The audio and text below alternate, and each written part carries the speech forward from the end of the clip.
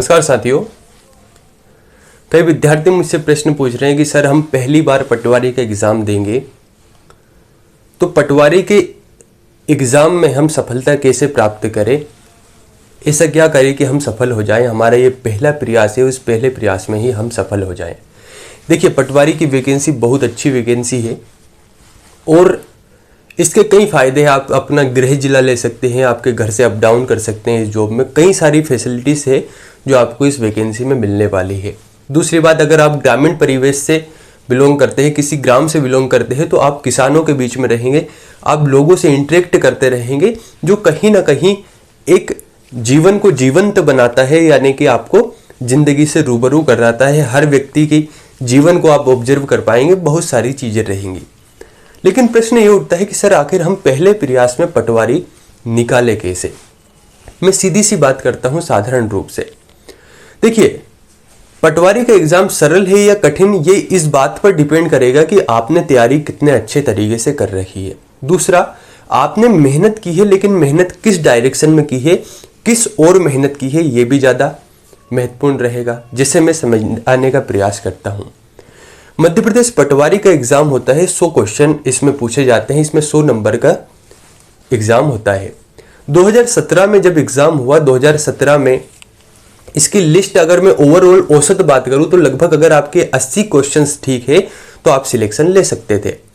लेकिन अगर मैं 2022 की बात करूं तो स्वाभाविक सी बात है, कंपटीशन जिस तरीके से दिन ब दिन बढ़ता चला जा रहा है, 80 से लेकर कहीं ना कहीं ज़्यादा लिस्ट जाने की संभावना इसमें बढ़ रही है। यानी लगभग 85 के आसपास आपको नंबर लाना होगा। तो 80 से 85 का ये जो फासला है, इसे किस तरीके से कवर करना होगा, सबसे बड़ी समस्या ये है। आपके इसमें पूछे जाते हैं 5 टॉपिक है मैथ्स, हिंदी, इसके बाद कंप्यूटर, जनरल नॉलेज यानी कि जनरल स्टडीज़ की बात करते थे, इसमें सामान्य ज्ञान पूछा जाता है, इसमें एमपीजीके पूछा जाता है, बहुत सारी चीज़ें पूछी जाती थी, और ग्रामीण अर्थव्यवस्था एवं पंचायती राज। कहने का मतलब 5 टॉपिक, समझ रहे हो आप, 5 टॉपिक आपके पटवारी के एग्जाम में है। तो मैं आपको साधारण सी बात करता हूं, बहुत अच्छे तरीके से समझाने का प्रयास करता हूं। 3 टॉपिक ऐसे होने चाहिए जहां पर आप 20 में से 20 नंबर लाने की संभावना रख सकते हैं। अब 3 टॉपिक, या तो आप जीएस चुन ले, ग्रामीण अर्थव्यवस्था पंचायती राज चुन ले, हिंदी चुन ले। लेकिन समस्या ये है कि हो सकता है कि आप इन 5 टॉपिक में से 3 ऐसे टॉपिक चुन ले जहां से संभावना कम हो। मैं ये नहीं कह रहा हूं कि असंभव कार्य है, लेकिन हो सकता है कि संभावना कम हो।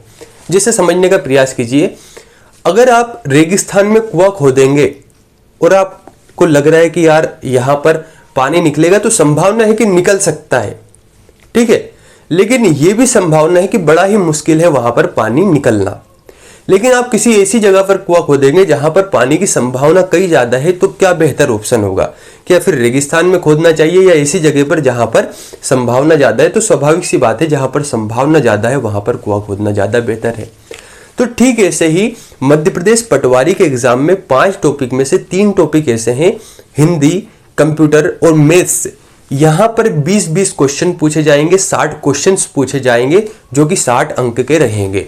अगर आप लगभग एक महीना तीनों को देते हैं तो 3 महीने में आपका हिंदी, कंप्यूटर और मैथ्स से कंप्लीट हो जाएगा, 60 नंबर का सिलेबस कंप्लीट हो जाएगा। अब हमें चाहिए 15 नंबर, तो हम जीएस और इसके साथ ही एक और जो टॉपिक है यानी कि ग्रामीण अर्थव्यवस्था पंचायती राज, अगर हम थोड़ा थोड़ा भी पढ़ते हैं, लगभग 7-7, 8-8 क्वेश्चन भी ले आते हैं, तो यहाँ पर हमारा काम हो जाएगा। तो मैं सीधी सी बात ये कहता हूँ, हिंदी, मैथ्स और कंप्यूटर को बहुत अच्छे ढंग से पढ़िए, ग्रामीण अर्थव्यवस्था और जीके को साथ में पढ़ते जाइए, आप सिलेक्शन ले लेंगे। धन्यवाद।